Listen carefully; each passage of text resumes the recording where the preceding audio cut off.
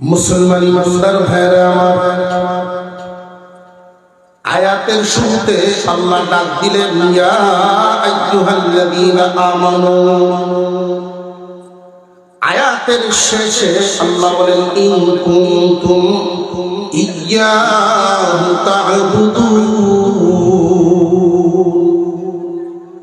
যদি তোমরা সত্যি আল্লাহর বান্দা হয়ে থাকো, হে ঈমানদারেরা, তোমরা যদি সত্যি আল্লাহর বান্দা হয়ে থাকো, তাহলে হালাল বস্তুগুলো খাইবা, হারাম বস্তু খাইও না।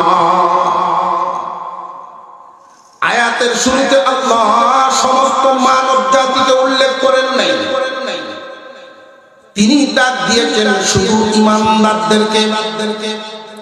হে ঈমানদারেরা, হালাল বস্তু খাইবা যদি তোমরা আল্লাহর বান্দা হয়ে থাকো।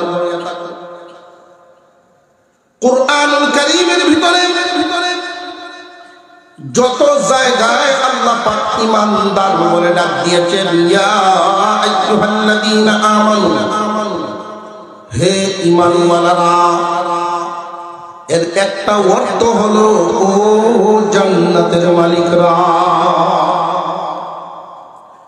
আল্লাহ পাক রব্বুল আলামিন আমাদেরকে এই দুনিয়াতে চিরদিন রাখবেন না, চিরদিন থাকার মতো জায়গা আরেকটা আছে। এই দুনিয়ার জমিন আমাদের জন্য আল্লাহ বানাইছেন ক্ষণস্থায়ী, পরীক্ষা করার জন্য পাঠাইছেন তুমি কি আল্লাহর হুকুম মানো নাকি অমান্য করো। আল্লাহর হুকুম মানো না অমান্য করো।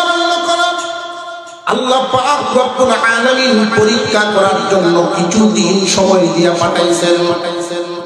চিরদিন থাকার জন্য দুইটা ঠিকানা বানাইছেন, একটার নাম জান্নাত আর একটার নাম জাহান্নাম। যারা জান্নাতে যাবেন আল্লাহ পাক রব্বুল আলামিন এদেরকে কিভাবে রাখবেন, এক আয়াতে আল্লাহ নিজেই বলেন ইন্নাল্লাযীনা আমানু ওয়া আমিলুস সালিহাত,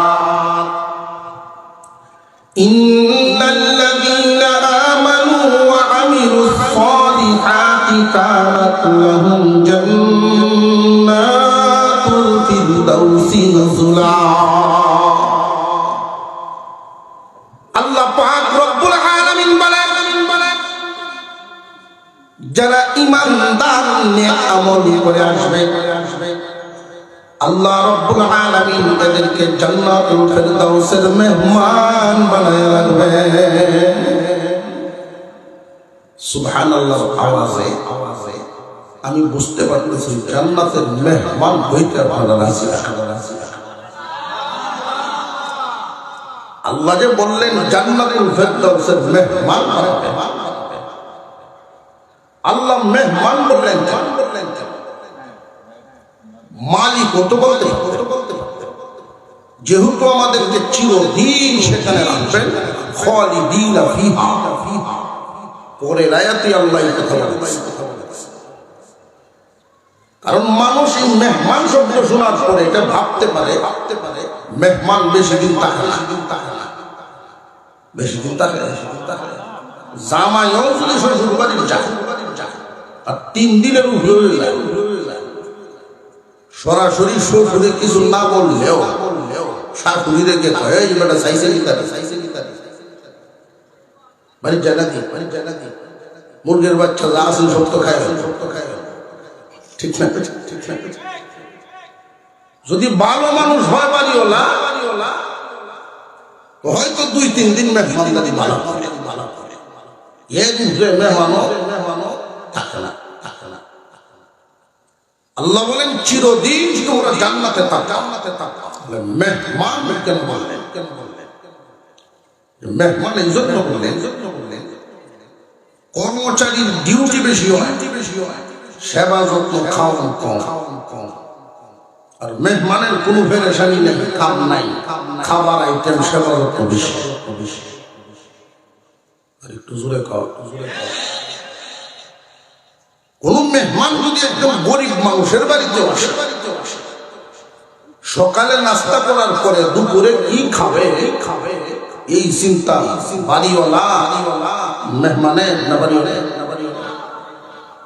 যেই বিছানায় ঘুমায় এই বিছানাটা গুছানো বাস করার দায়িত্বটাও মেহমানের না, বাড়িওয়ালা। আল্লাহ বলেন, বান্দা যারা ইমানদার নেক আমল করে আসবা, আমি তোমাদেরকে চিরদিন মেহমান খানার মতো জান্নাতে রাখবো।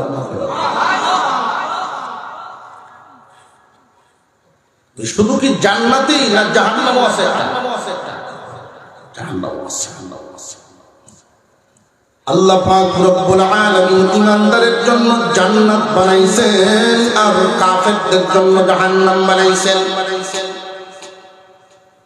কোন ইমানদারকে আল্লাহ জাহান্নামে দিতে চান না, ইমানদারকে জাহান্নামে দিতে চান না।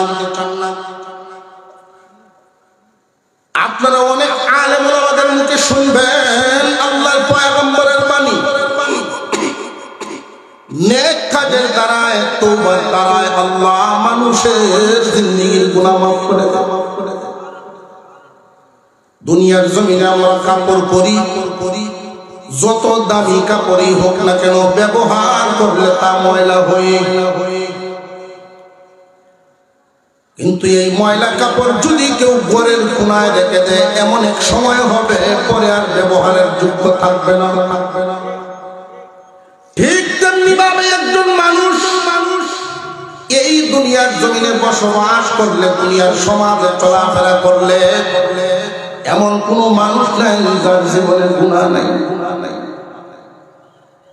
নবীগণ নির্বাচিত, তারা মাসুম, সাহাবায়ে কেরাম মাগফুর, গুনাহ করছেন, আল্লাহর কাছে মাফ নিয়ে নিছেন, তারা ক্ষমা ঘোষণা পাইছেন। এমন কোন মানুষ নাই, কারণ বডিতে বানাইছেন মাটি দিয়া, চার খাসলত শুনাইলাম, আগুনের খাসলত ক্ষতিকরণ, সুযোগ পাইলে আরেকজনের ক্ষতিকরণ, মানুষের চরিত্র আছে না নাই? পানির খাসলত বডিতে, নফসের মধ্যে পানির খাসলত থাকে, লালসা, লোভ। 80 বছর বুড়া প্যারালাইসিসের রোগী, এরপরেও খবর লয় 5 কেজি দান করতে হয়েছিল।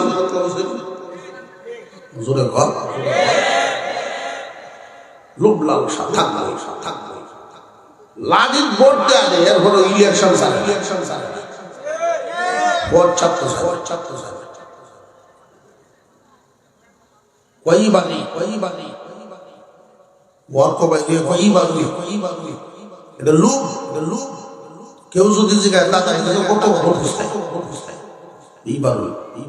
জনগণ সারে না কিতাব। মুসলমান ভাইরা, আল্লাহ জান্নাত বানাইছেন, জাহান্নামও বানাইছেন। আমরা একটু সামনের দিকে আগায় যাই না?